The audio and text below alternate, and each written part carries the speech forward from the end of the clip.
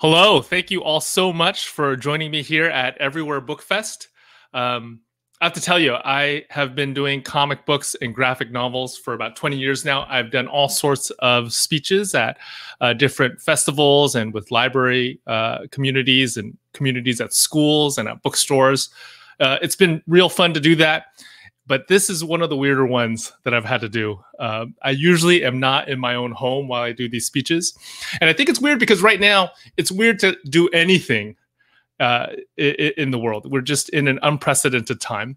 I don't know about you, but my life lately has been full of fear and anxiety and maybe even a sense of helplessness. I have a lot of fear about my own health and the health of my loved ones. I have a lot of anxiety about the future, especially the future of my own corner of the world, the future of books and comic books here in America. And I think I also have this sense of helplessness because I'm a cartoonist. I look at the bravery of our health workers and our essential workers. And sometimes that makes me feel like I'm not totally sure what I can contribute as a cartoonist. This season, the spring season, I have 2 books coming out. Not the best time to release books, but sometimes that's just the way life goes. These books took me several years to finish. And during these years, I learned 3 lessons that I feel have helped me think through our current situation. I'd like to share these lessons with you just in case they might help you as well. So the first book I want to talk about is actually the second book to come out.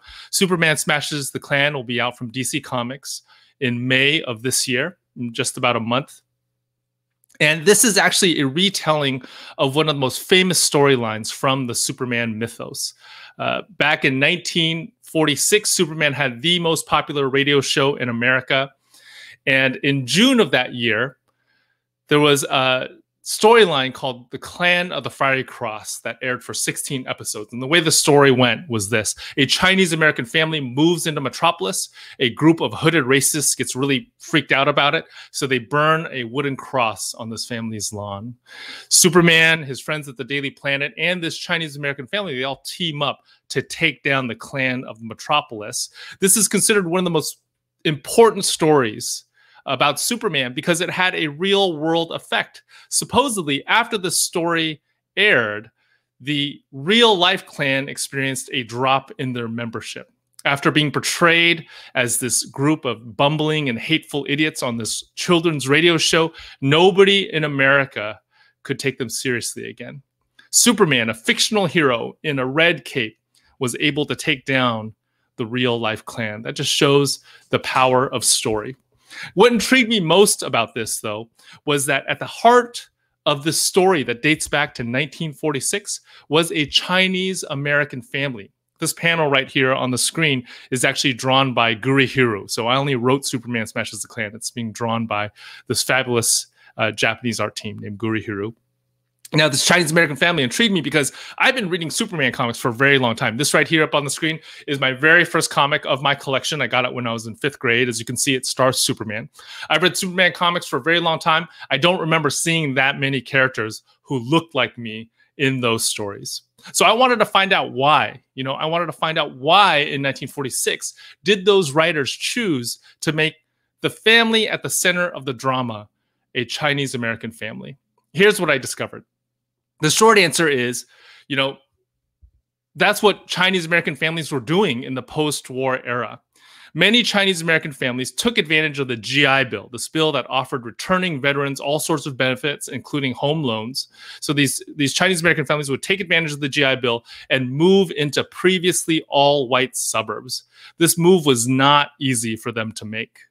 They often experienced death threats once they got to their new homes. People would throw garbage on their lawns. Many Chinese-American families chose to move in the middle of the night just to avoid trouble. But compared to other people of color in that same era, these Chinese-Americans were relatively lucky. African-Americans and Japanese-Americans were by and large unable to make that same move. The GI Bill was administered in the South, where most African Americans lived back then, by these racist local officials. So African American veterans, for the most part, were denied these home loans that they had earned with their own blood. Japanese Americans as well had spent all of World War II in internment camps, and even after they were released, they were unable to recover the homes and the businesses that they lost. It took them a long time to get back on their feet. So why were Chinese Americans treated differently? Why were we able to make that move? This is an especially surprising question when you take a look at how America thought of Chinese Americans before World War II. Detective Comics #1, that's what's on the screen right now. This is America's longest running monthly comic book. It has been published continuously by DC Comics, by the publisher that I currently work for, since 1937. It's the birthplace of Batman.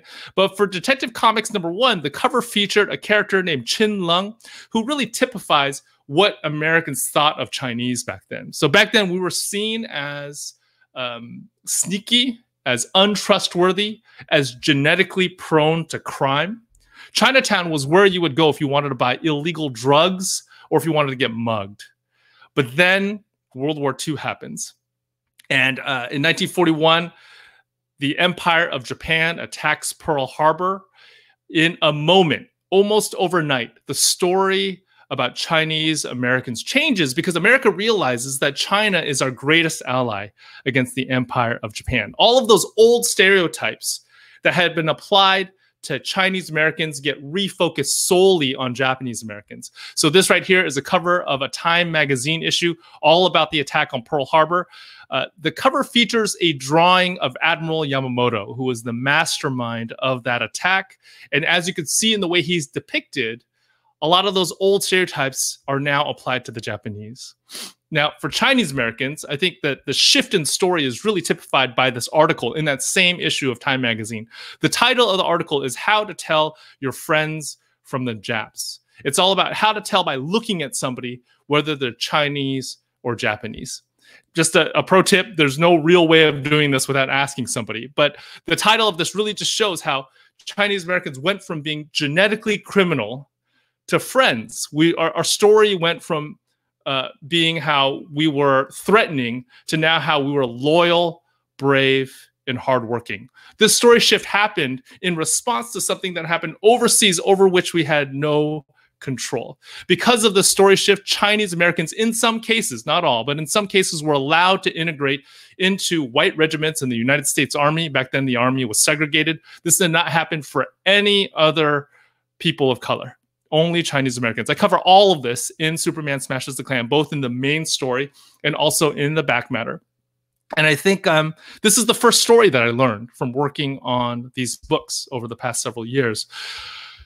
Stories we tell about other people can make a real big difference in other people's lives. The stories we tell can determine where people can live, where they can go to school, who they can serve next to, what opportunities are available to them. And this particular lesson is especially poignant to me right now because Asian Americans are once again experiencing a shift in our story in response to something that happened overseas over which we had no control. The other book that I worked on over the last several years already came out. It came out in March about a month ago. It's written and drawn by me. It's colored by my good friend, Lark Pien. It's called Dragon Hoops. And I'm sure you can tell from the cover that this is all about basketball. I have to tell you, I never would have guessed I would spend several years of my life working on a book about basketball because I was terrible at it when I was a kid. Most basketball games for me went like this. I just had a really hard time paying attention to the ball. And whenever I tried to play, I would almost always get hurt. Sometimes I'd get a ball to the head. Sometimes I'd get my fingers jammed. Pretty quickly, as a kid, I learned I had to keep a wall between me and basketball just to keep from getting hurt. This wall stayed with me even after I became an adult. It stayed with me even after I became a teacher. For 17 years, I taught computer science at Bishop O'Dowd High School in Oakland, California. This is what the campus looks like as a photo. Here's what it looks like as a cartoon. And here's a cartoon of what the Bishop O'Dowd faculty lunchroom looked like. All of the PE teachers sat at one table. All of The drama teacher sat at another, and all the nerdy teachers sat at another. I, of course, sat with the nerdy teachers. Now, to be fair, there were some teachers that would go from one table to the next, but most of us, we stayed inside of our walls. We stayed where we were most comfortable. Every now and then, though, something does happen to get you to move outside your walls. And for me, what happened was a story. At the beginning of the 2014-2015 academic year, everybody on campus, all the teachers, all the students, all the staff, were buzzing about the story that was brewing, a story involving the varsity men's basketball team, the Bishop O'Dowd Dragons. Eventually, the buzz got so strong that I had to figure out what was happening. So I went and talked with this guy right here. His name is Lou Ritchie. He is the varsity men's coach. He is also a PE teacher at Bishop O'Dowd. He's still there. This is what he looks like in the yearbook. Here's what he looks like as a cartoon. Now, Lou and I, we had been on the same campus for over a decade, but we weren't really friends because we sat at two different lunch tables. But then eventually I did get to know him. You know, at first I was intimidated because Lou is an athlete and I'm a nerd. But as I sat down with him and talked to him about basketball, as I asked all my newbie questions about what was going on with his team, we became friends. He invited me to go watch his team play. So I went first to one game, and then to another, and then to another. And eventually I followed his team for an entire season. Over the course of that season, I got to know Lou. I got to know his players. I got to know his fellow coaches. And I got to know the game of basketball. Nowadays, I do consider myself a basketball fan. I'm definitely not an expert, but I am a fan. You know, I'm glad those two are different things. You don't have to be an expert in order to be a fan. But I understand at least the thrill of the game. I understand why people love it so much. I understand its importance in the context of American history. That season, I got to know Lou really well, and I discovered that he and I weren't as different as I originally thought. First, just like me, he loves books. He has a voracious reading habit. He especially loves reading books about history. He also loves numbers. As a kid, he had so many sports statistics memorized in his head that the other kids in his neighborhood used to call him the professor. So Lou isn't just an athlete. He is also a nerd. He's sort of like this hybrid. He's a nerdly. I have photographic evidence of this. This is what Lou looked like as a kid. Not that different from what I look like. So that really is the beginning of Dragon Hoops. Dragon Hoops begins with Lou's story. And I'm going to tell you a little bit of Lou's story right now. So Lou isn't just a teacher at Bishop O'Dowd. He's also an alum. He went there. He graduated in 1989. And when he was a junior in high school, he was actually on the O'Dowd Dragons team. He was a backup point guard. His team made it all the way to the California State Championship. They played in the Oakland Arena, which is now called the Oracle Coliseum, Oracle Arena now. Up until recently, the home of the Golden State Warriors. So this was the biggest game in 17-year-old Lou Ritchie's life. It was televised. The Bishop O'Dowd Dragons are down by 1 with 7 seconds left. Lou is on the court. He somehow gets the ball in his hands. He puts it up at the buzzer, and the ball goes through the hoop. Lou and his team and his coaches are freaking out on the court because they won. They're jumping up and down. And then over the intercom, they hear the ref's whistle. The ref invalidates Lou's shot. That was the biggest shot of Lou's life. They invalidated because supposedly the center of the team had his hand on the rim as the ball was going through that hoop. So it was offensive goaltending. Lou's telling me this story as like a 40-something-year-old man. We're sitting in his office, and he actually reaches over to one of his shelves. He grabs the DVD of that game, and he hands it to me, and he goes, "Gene, I want you to take this home and watch it. You tell me if that kid's hand was actually on that rim." I have to tell you, I brought it home, and I watched it, and it is hard to say. It was a really gutty call, you know? But that one shot, that one missed happy ending continues to stay with Lou. He goes on to play in college. He plays for UCLA and then Clemson, and then a hamstring injury ends his playing career. He makes his way back to Bishop O'Dowd as an assistant coach. He eventually becomes a head coach. He's the first African-American head coach of the varsity men's team at Bishop O'Dowd. As an assistant coach and as a head coach, he leads 5 different teams to the California State Championships. He loses all 5 times. One of the reasons I wanted to follow his team during the 2014-2015 season, one of the parts of that story that was buzzing on campus was these two players right here. This is Ivan Rabb and Paris Austin. Here's what they look like in photos. Here's what they look like as cartoons. Ivan is now playing professional basketball in New York, and Paris is playing for Cal.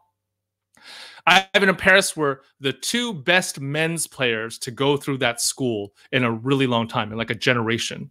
So supposedly, because he had Ivan and Paris on his team, this was Lue's best shot at finally redeeming that old hurt from when he was 17 years old. I wanted to see if he could do it.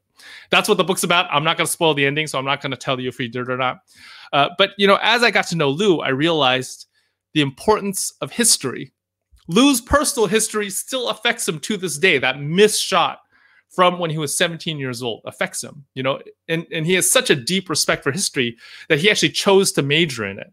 When I asked him why he chose history as his major in college, he told me this. He said, "You have to know your past if you want to create a future." I thought that was such a profound idea. You know, I could see it in his own life. The way he coached was deeply affected by his personal past. Not just that missed shot, but also his entire experience at Bishop O'Dowd. He really loves Bishop O'Dowd. But when he first got to that school had a reputation for being where all the rich white kids from the Oakland Hills went. He was one of the few African-American students there. And that experience of being a minority on this campus made it so that when he coaches, you know, when he builds the culture of his team, he wants to make sure that no matter what background you are, whether or not you're even good at basketball, when you step foot in his gym, you feel welcome. All of his coaches and all of his players are on board, and that's partly why his team is so diverse. That diversity that I saw on the Bishop O'Dowd team actually isn't just rooted in Lue's personal history. It is also rooted in the history of basketball, which I do cover a little bit in Dragon Hoops. Specifically, there was this game that was played in 1948, 3 years after the end of World War II. It was between the Harlem Globetrotters and the Minneapolis Lakers. That game was a moment not just in basketball history, but in American history. It affected not just what happened on the court, but also what happened outside of the court. It just goes to show, you know, 3 years after World War II, this game is played. It has a profound effect on all of our society. Often, what happens during a crisis is we're called to rebuild, and we're called to try, at least, to rebuild something better than what was before. So the second lesson that I learned from working on these books was that we have to know our past in order to create a future. The final lesson I learned was just by watching these teenagers step out onto that court over and over and over again. What I realized during that season was sports is actually a source of narrative. When we go and watch a basketball game, we are watching a story play out in front of our eyes. I mean, it's kind of like superheroes, right? Superheroes are also a source for narrative. But the difference between sports and superheroes is that in sports, you are not guaranteed an ending. When you read a Superman comic, you're guaranteed that Superman's going to win at the end. You could be the best player on the best team on the planet, and you're still not guaranteed that win. There is an inherent level of uncertainty that goes with sports stories. And what I watched over and over again during the season is these kids that were half my age, step out into that uncertainty with courage. You know, because of that, you know, these kids knew that some of their most vivid memories of their entire lives would be made on that court. Some of these memories would bring them joy, even when they were old men. And some of these memories would bring them embarrassment, even when they were old men. For a teenager, those are some really, really high stakes. Even so, they were able to step out onto that court. And I was so struck by this that it really became a motif in Dragon Hoops. You know, over and over again in both the games that I was watching in real life and in the stories that I was reading from basketball history, I saw people step out into uncertainty with courage. And that is the last lesson that I want to share with you all that I learned from working on these two books. Sometimes life requires us to step into uncertainty. I don't think there's any question that right now we are living in uncertainty. Nobody knows how this whole thing is going to play out. Nobody knows how it's going to end. But I think that we're called to do what those Bishop Dad Dragons did, those teenage kids did, really. We have to step out into this uncertainty with a certain sense of courage. So what does that mean for us as book people? You know, what is the essential role that we can play, even if we're isolated from one another? I want to give you a few thoughts on this. First is we have to keep reading, writing, and drawing. We have to keep doing what we're doing. Up here on the screen are two books that I'm currently enjoying, Not So Pure and Simple by Lamar Giles, about the purity culture in African-American churches, and Check Please by Ngozi Ukazu, a great story about a college hockey team, another awesome, it's a great sports story, right? I read all sorts of awesome sports stories to work on Dragon Hoops. Check Please is definitely one of those. Up here is also a panel from the online comic of a good friend of mine, Tin Pham. You could find that on his Instagram page. Tin is dealing with the anxiety and loneliness that comes from quarantine by reaching out through his writing and through his drawing. The other thing that we can do is share resources. I'm part of a group called the Comic Book Legal Defense Fund. I'm on their board. The CBLDF is a First Amendment organization, but since the crisis hit, we've sort of pivoted to become a clearinghouse for resources. You know, if you go on the CBLDF webpage, you'll find resources for comic book shops and other businesses that might be struggling with this crisis, for comic book creators and other freelancers, and also for parents and teachers who are now dealing with distance learning. Speaking of distance learning, there are all sorts of awesome distance learning resources that we are sharing. Authors and cartoonists have really stepped up. And one of my favorites is done by my friend Jarek Krasotska. He is doing a daily drawing class on his YouTube channel. Just do a search for Draw Every Day with JJK. DC Comics, one of my publishers, is also stepping up. They have put together a kids camp. All you got to do is search the hashtag DC Kids Camp on either Twitter or Instagram, and you'll find all sorts of activities that parents and their kids can do at home as a way of connecting during this crisis. The last thing that we really ought to do is we ought to find new ways to be in community with one another. This is a photo of a Comic-Con from a couple of years ago. I have to tell you, I'm not totally sure when we as book-loving and story-loving people are going to be able to gather like this again. There's just a lot of uncertainty in our future, right? But even so, we have to gather. We still have to be community, even if our community looks like this for now. And that's really what Everywhere Book Fest is about. It's about us staying connected to one another, at least through our ideas, even if we can't be connected physically. And this is important because we have to keep our culture of stories alive. We have to stay connected to our communities. We have to stay connected to books. We have to stay connected to story, because someday what we're going through right now, this crisis is going to end, and it's going to be time for us to rebuild.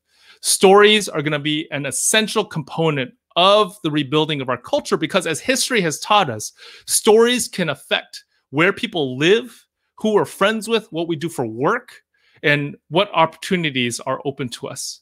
Let's remember that. Let's remember the importance of stories as we step forward into the future with conviction.